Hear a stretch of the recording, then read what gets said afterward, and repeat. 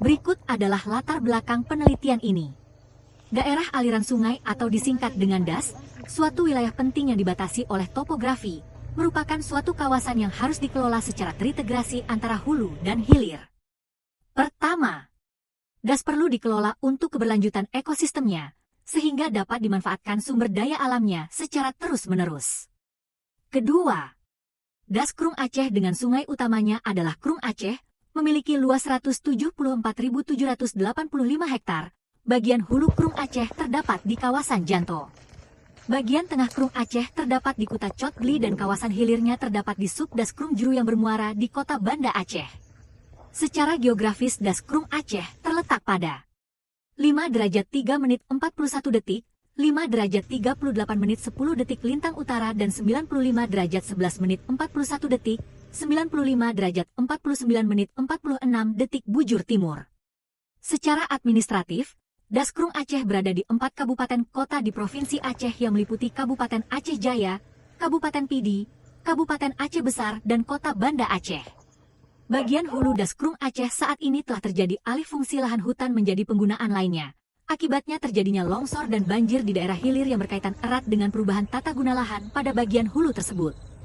Ketiga, kondisi daerah aliran sungai, DAS, Krung Aceh saat ini mengalami penurunan kualitas air. Hal ini terjadi akibat perubahan tata guna lahan pada daerah hulu dan berdampak pada daerah hilir yaitu sub DAS Krung Jru. Tingginya nilai kebutuhan air pada DAS Krung Aceh hilir, maka perlu dilakukan pengelolaan secara tepat agar permasalahan yang terjadi dapat teratasi dan nilai ekonomi maupun lingkungan didapat lebih optimal.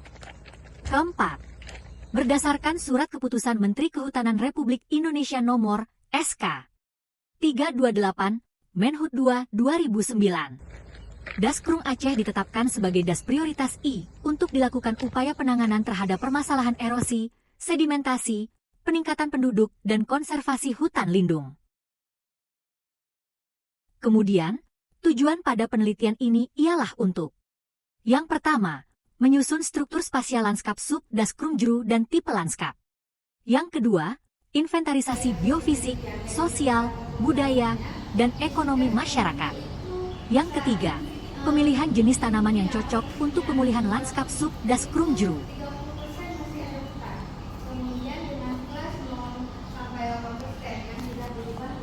Kebaharuan pada penelitian ini ialah metode Nature-Based Solution atau NBS merupakan metode baru dalam penanganan kerusakan ekosistem.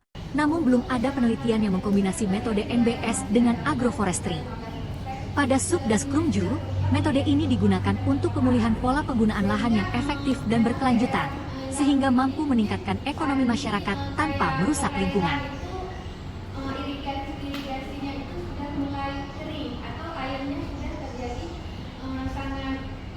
Selanjutnya hasil pada penelitian ini ialah hasil penelitian yaitu tutupan lahan pada sub DAS Krung Jru saat ini di hulu Kecamatan Indrapuri masih 30% ada hutan, dengan kelas 0 hingga 8% yang sudah diberubah tutupan lahan.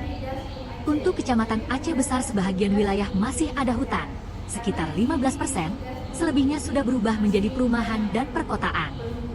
Kecamatan Aceh Besar beberapa kecamatan sudah memasuki zona kuning 25 hingga 40% dan zona merah lebih dari 40% daerah perubahan tutupan lahan atau daerah kritis.